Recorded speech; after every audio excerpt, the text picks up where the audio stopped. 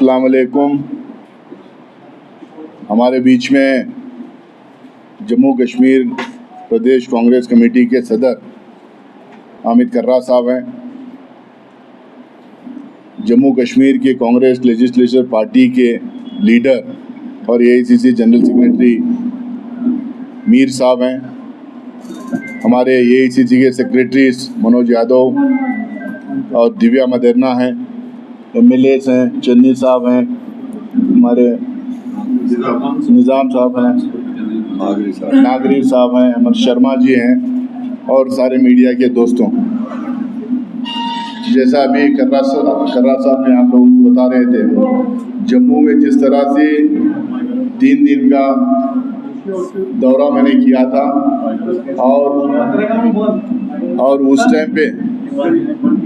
और उस टाइम पे जम्मू के सारे पार्टी के सीनियर लीडरान, जम्मू रीजन के डिस्ट्रिक्ट प्रेसिडेंट्स, फ्रंटल ऑर्गेनाइजेशंस, वहाँ के कार्यकर्ता से मेरी मुलाकात की गई थी। वहाँ पे बड़ा रिसेप्शन भी हुआ था।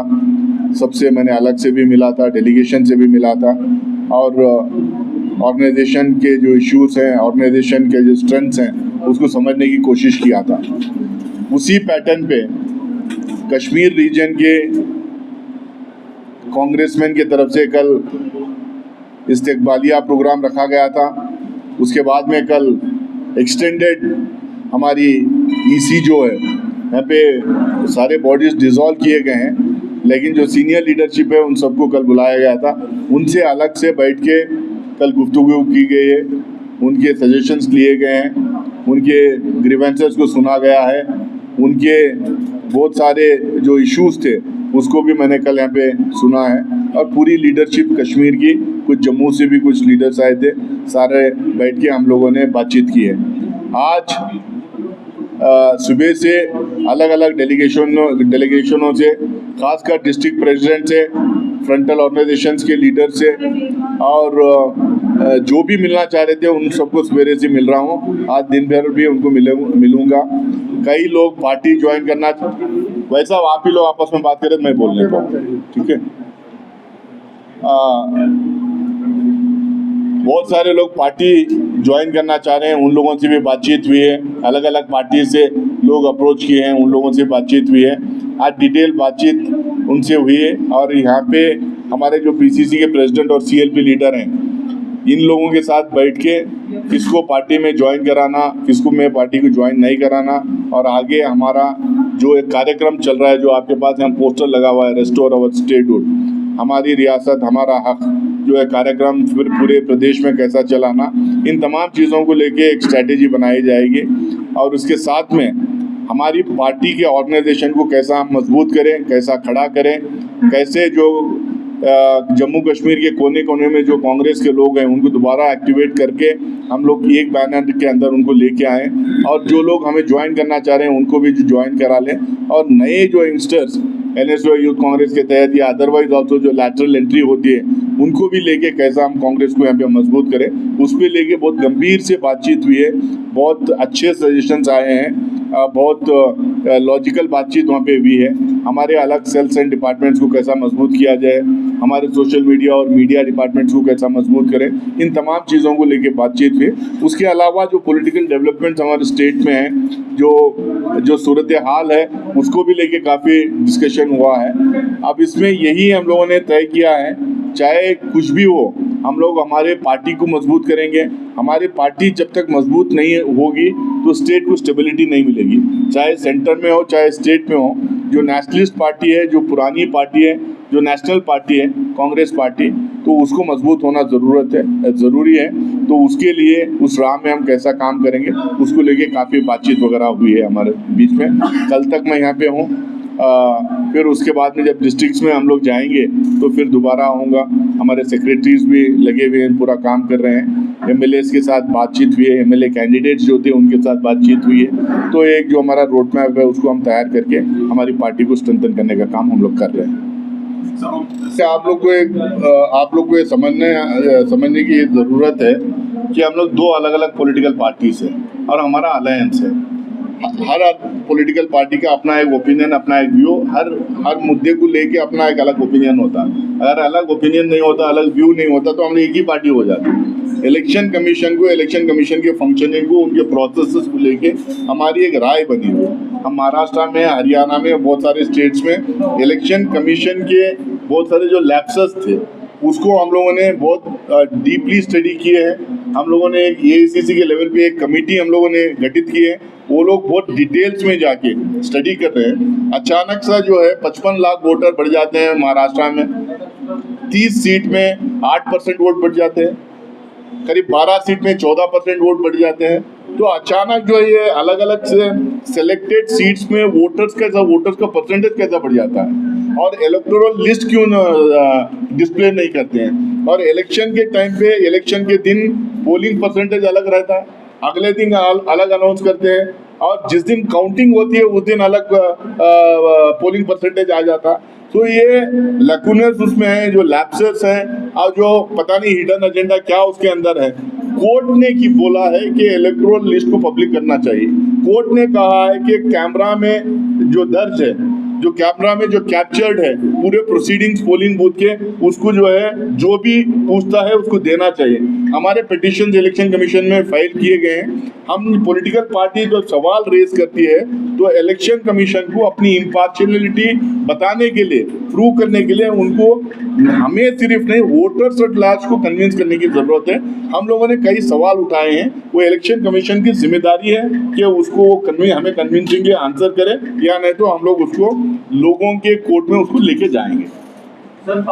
होम मिनिस्टर ने भी माना है, जिसको केंद्र सरकार ने भी माना है ऑल पार्टी मीटिंग में। हमारा मानना यह है कि इंटेलिजेंस फेलियर है, सिक्योरिटी लैप्स है। अगर सिक्योरिटी लैप्स नहीं होती तो बीफ अप अगर की जाती, जो 3 टायर सिक्योरिटी वहाँ पे होना चाहिए था वहाँ पे बिल्कुल नहीं थी। तो सिक्योरिटी लैब जो भी इंटेलिजेंस फेलियर जो है, इसकी जिम्मेदारी, इसकी रिस्पॉन्सिबिलिटी सेंट्रल गवर्नमेंट को लेना चाहिए, होम मिनिस्टर को लेना चाहिए, प्रधानमंत्री को लेना चाहिए। अब उसके बाद में पूरा हिंदुस्तान एक तरफ था, पूरा हिंदुस्तान सरकार के साथ खड़ा हुआ था। कांग्रेस पार्टी पहली पार्टी थी जिन्होंने पहल करके कहा कि हम सरकार के साथ खड़े रहेंगे, सरकार जो भी कोर्स ऑफ एक्शन लेगी उसके साथ खड़े रहेंगे। तो हमने खड़ा रहा था। लेकिन अब सारा जब खत्म हो गया, अब मामला थम गया है, तो ये जरूरी है कि वो 3-4 लोग कौन थे, उनके रॉन्ग स्केचेस कैसा आ गए थे, हम नहीं कह रहे, नहीं ये कह रहा है, उनको क्यों नहीं पकड़ा गया था, क्यों सिक्योरिटी लैप्सेस थे, क्यों इंटेलिजेंस फेलियर था, इसके सवाल तो एक डेमोक्रेसी में उठाना चाहिए, और बिल्कुल हम उठा रहे। हम ऑल पार्टी की मीटिंग की बात की थी, हमने स्पेशल सेशन की बात की थी, स्पेशल सेशन उन्होंने किया नहीं। यही नेहरू साहब के ज़माने में जब अटल बिहारी वाजपेयी जी जो अपोजिशन लीडर थे, उन्होंने जब डिमांड किया था कि स्पेशल सेशन पार्लियामेंट का होना चाहिए, तो नेहरू साहब ने स्पेशल सेशन बुलाया था और बैठ के सारा क्रिटिसिज्म को सुना भी था। लेकिन ये सरकार ऐसी सरकार है, सब चीज़ को नज़रअंदाज करना चाहती है। हमारा इस मुद्दे पे एकदम साफ है। जहाँ नेशनल इंटरेस्ट की बात आती है, हम सरकार के साथ खड़े होते हैं। जहां आवाम की बात होती है, हम सवाल उठाते रहेंगे। जब आइडियोलॉजिकल कॉन्फ्रंटेशन हो रहा है, आइडियोलॉजिकल कॉन्फ्लिक्ट हो रहा है, आप विचारों की जब लड़ाई हो रही है, तो हमको ये जरूरी है कि हम हमारा संगठन मजबूत करें और हमारे संगठन के थ्रू जो है लोगों के बीच में अपनी बात लेके जाए। ऐसे मौके पे बहुत सारे जिस संगठन के अंदर होते हैं, हमारी डेमोक्रेटिक पार्टी है, ओपिनियन हर एक का ओपिनियन हो सकता है, लेकिन जब पार्टी हाईकमांड डिसीजंस लेती है, स्टेट लेवल पे जो पार्टी की लीडरशिप होती है जब डिसीजन लेती है, वो हर कांग्रेसमैन को उसके साथ में खड़े रहना चाहिए और उसको इम्प्लीमेंट करते हुए दिखाई देना चाहिए।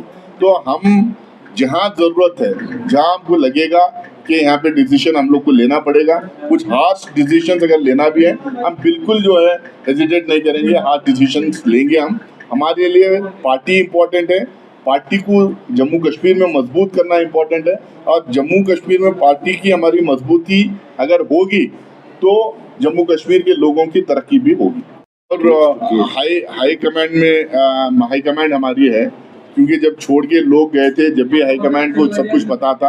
अब लोग जब आना चाह रहे हैं, दूसरे पार्टियों से भी ज्वाइन करना चाह रहे हैं, हमारे पास एकदम एक सेट स्ट्रक्चर है, जिसके थ्रू जो है वो चैनल्स के थ्रू ही हम लोग काम करते हैं।